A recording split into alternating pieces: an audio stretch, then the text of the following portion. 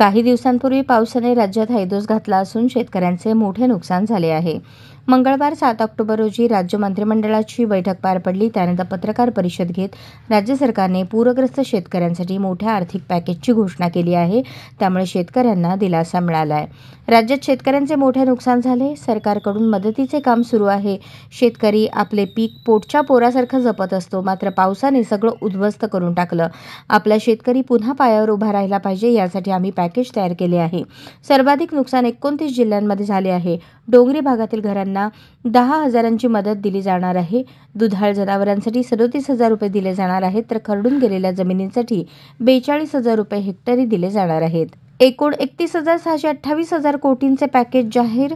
कोरडवाहू हेक्टरी 18,500 रुपये, हंगामी बागायत हेक्टरी 27,000, बागायत हेक्टरी 32,000 आणि खरडून गेलेल्या जमिनीसाठी हेक्टरी 3.5 लाख अशी मदत राज्य सरकारने घोषित केली आहे। अशाच नवनवीन अपडेटसाठी जनता राज्य न्यूज चॅनलला सबस्क्राईब करा, लाईक करा आणि शेअर करायला विसरू नका।